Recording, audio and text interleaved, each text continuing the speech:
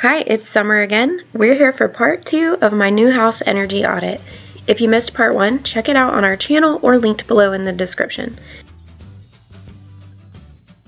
Today, Jamie and Kelvin are going inside the house to see where it's leaky. What we lack in video skills over the next few minutes, we make up for in building knowledge. I'm ready to make my house more energy efficient, especially during this cold winter. Let's get into it.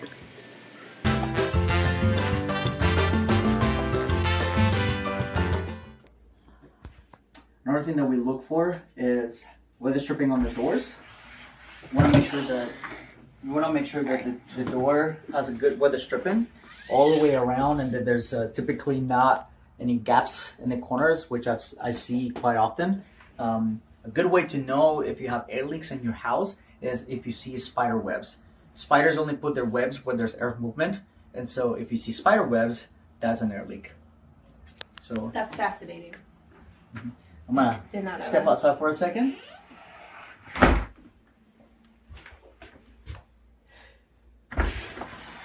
It looks like the weather stripping touches all around. You also want to make sure that you have a good sweep, and this one looks fairly new. So I think we have a good seal on there. A sweep, a door sweep, the thing on the bottom. Correct. But here, I don't know how much you can get in this shot. But right here in that corner, you can see there's a tiny little bit of like a gap. So things like this really add up. And so one thing that we would recommend would be just getting a caulk gun, just like this one, and just caulk all the way around this bottom of the trim on the door, especially around the tops of the doors as well. Because a lot of times when painters come in, they caulk around the sides and sometimes around the bottom, but most of the time, because the top you can't see it, they will leave a big gap. And up here, I can feel there's a gap up there. So we want to make sure we seal it with caulk. So typically on this pieces of trim board, what we want to do is we want to also caulk around the bottom of the trim board and on top of the trim board. And you want to do that pretty much everywhere in an outside wall. Is this probably caulk here too? There's a gap. Absolutely. So any sort of trim board. Put your hand back in there. Look how warm it is. Oh, that's exciting. Any type of trim board that you have around your house, whether it's doors, windows, or your baseboards, can definitely use some caulking all the way throughout. Windows can be another place where you can have a lot of air infiltration or air exfiltration. So one really good thing is to make sure that your windows are well sealed. You want to make sure you latch them, because that's what creates the good seal on these double pane windows. Your attic accesses can also leak a lot of air and create a thermal bypass. So you want to make sure that your attic access is one well insulated and well weather stripped. Typically we weather strip around on the trim where the access actually, where the door actually comes in, and we want to see that this one here, there's a pretty big gap kind of all the way around. It doesn't sit fully flush. So that's another potential for you to save on energy.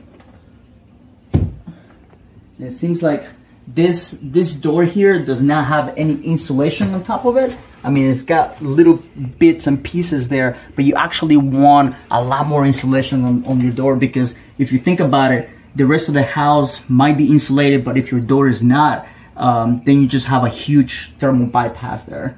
So you get like foam board or like a... You can use... Make something. Yeah, you can either use foam board, and depending on the size is how much insulation you want. On the door, you want typically around an R30. Well, that's a lot of foam. That's a lot of foam, but if you think about it, you just want to make sure that it's well insulated all throughout the house. Because 2 inches is like R7, right? So you're talking about like... No, 2 inches is, well, depending on the product. It can be R5 or R7. So if you want R30, that's six of those. Mm-hmm. All right, got it. He can do math. Another thing that I've seen as well is just you can literally just staple a piece of R30 fiberglass insulation on top of it, and that'll be sufficient. Staple? Yeah. Staple the facing to the actual door. The paper part. Correct. All right. So when we look at in the attic, well, one of the biggest things we want to see or look for is roof damage. Yes, ma'am. Let's take a look. Okay. There it goes. So all these ducts are outside they're strapped to the roof, and ideally you'll see these ducts actually on the floor with the insulation, and ideally buried in the insulation, because that will help the ducts and the air inside of it be a little more cozy. But we do see a lot of insulation that is not totally even, but I've seen worse.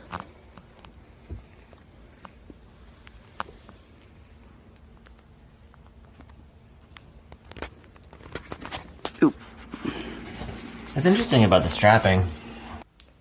Indeed, the strapping in my attic is interesting. Thank you, Jamie.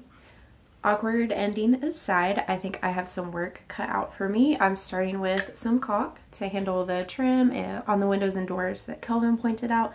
Stay tuned for part 3 in a couple weeks where we start talking appliances. See you then.